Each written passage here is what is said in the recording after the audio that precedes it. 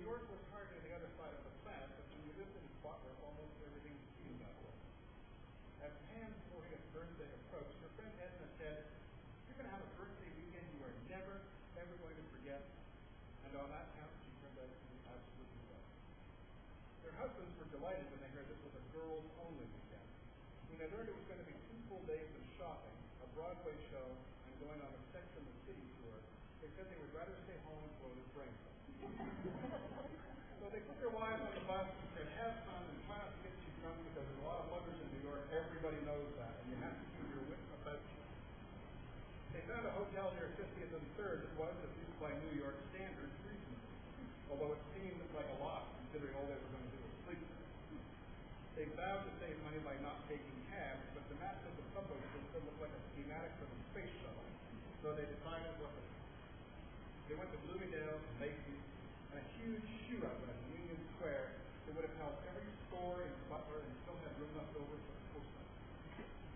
"I want my ashes scattered through this place when I die," I said, trying on a pair of sandals.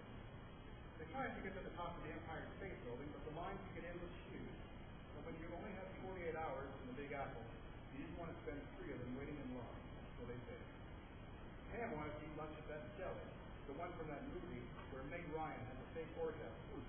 Their table was right next to the one they used in the movie. There was even a sign hanging over it to mark the spot. So when they got back to Butler, they'd tell everyone they got the actual date. Edna ordered a pastrami sandwich with a knish, even though she had no idea what a knish was. Pam said, "I'll have what she's having." And the two of them went into fits of hysterics when the waitress rolled her eyes. While having coffee afterwards, Edna said, almost out of nowhere, "I think Phil's been seeing that waitress at Denny's." And then she burst into tears, and Pam asked why she suspected such a thing, and she thought Edna's husband Phil was a good guy who never cheated. And Edna said she didn't think he was actually sleeping with her or anything, but he went there for coffee every single day, so I had to leave something. And the thing was, he hardly ever touched her anymore. "Come on," Pam said, "we're all busy. We've got kids. Phil's working 2 jobs. She's got the energy." Maybe you're right. Pam said, "You need to keep your mind off that nonsense. You brought me here to have fun." She opened her New York Fedora tourist guidebook to the spot where she put a sticky note and said, "You need retail therapy. We're going to Nashville." Edna had no idea what that was. Pam said you could buy purses, designer purses, or at least purses that look just like designer purses, for next to nothing down there. You have to ask around for the best deal. She's read in the magazine that sometimes the best stuff is not even where people can see it. You have to go into a back room or something. So they grabbed another cab and asked to be taken to the corner of Canal and Broadway, but at Lafayette and Grand, the taxi came to a dead stop. "What's happened?" Edna asked the driver. "Accident," he said. "Can't turn around. Just a few blocks up there." Pam paid the driver and they started walking in the direction of the canal. A block up, a crowd had gathered. Edna said, "Oh my God." She looked away, but Pam was transfixed. A man's legs were splayed across the bit of the yellow cab that had crashed into a streetlight. His upper body had gone through the windshield and was draped over the dashboard. A mangled bicycle was trapped into the car's front wheels. Someone said, "Bike couriers. Amazing it doesn't happen more often." Edna took Pam by the elbow. "I can't look at this." By the time they found their way to Canal and Broadway, they hadn't exactly put that horrible image out of their heads, but they'd been repeating a "these things happen" mantra that would allow them to still make the most of what they could of this weekend. Pam used her camera phone to get a shot of Edna standing under the Broadway street sign, and then Edna got a shot of Pam doing the same. A man walking past offered to take pictures of the 2 of them together, but Edna said no thank you, telling Pam later it was probably just a ploy to steal their phone. "I was not born yesterday." As they each on Canal, the 2 of them felt as though they'd wandered into a foreign country. Weren't these what the markets in Hong Kong and Morocco looked like? Stores jammed together, merchandise spilling out onto the streets. It's not exactly Sears, Pam said. "So many Chinese people, Edna said. "I think that's because it's Chinatown." The store windows were jammed with necklaces, watches, sunglasses. A "We Buy Gold" sign was positioned outside of one. A long vertical sign hanging off a fire escape read, tattoos, body piercing, and a temporary supplies, wholesale body jewelry, books, magazines, art, objects, second floor. There were signs pushing leather and pashmina, and countless banners in Chinese characters, and a Burger King. The two women went into what they thought was one store, but it turned into seven, like a mini mall or a flea market, with each business ensconced in its own glass-walled cubicle. They all offered a specialty: jewelry, DVDs, watches, purses. Look at this, Edna said, a Rolex. It's not real, but it looks fabulous. Do you think anyone in Butler knows statistics? Edna laughed. Do you think anyone in Butler even knows what a Rolex is? Oh, she said, check out the bag. Fendi, Coach, Kate Spade, Louis Vuitton, Prada. I can't believe these prices, Pam said. What would you normally pay for a bag like this?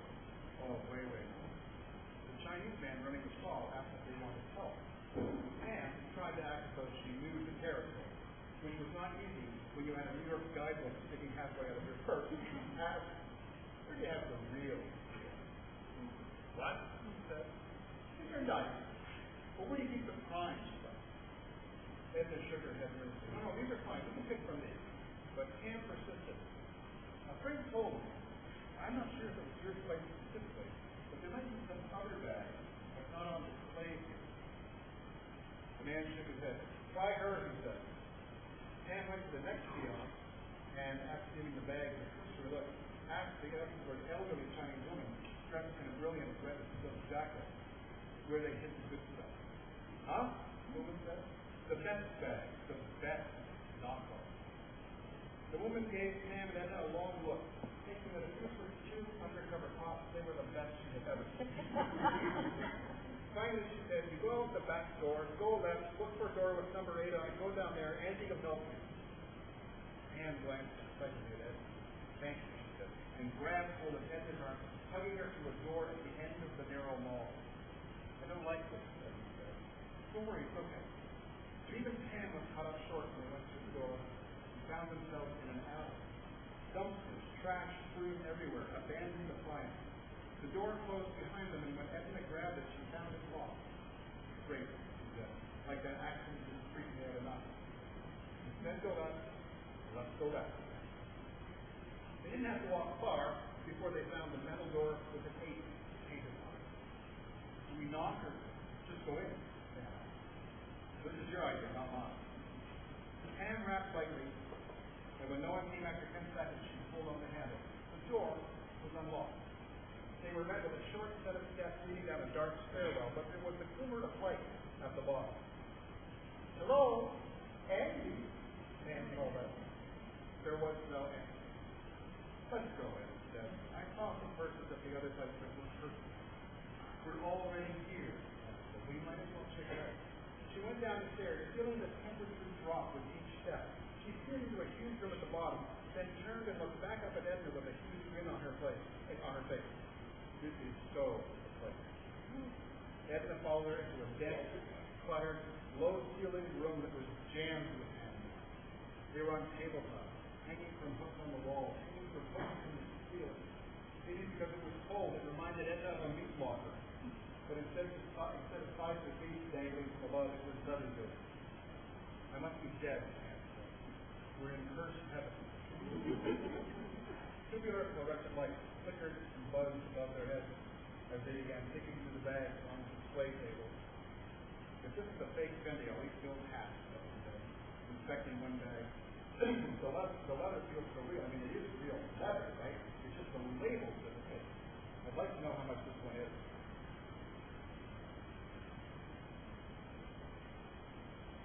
Pam noticed a curtained door at one end of the room. Maybe that guy Andy is in there. She started walking toward it. Edna's head swayed. We should get out of here. Look at us.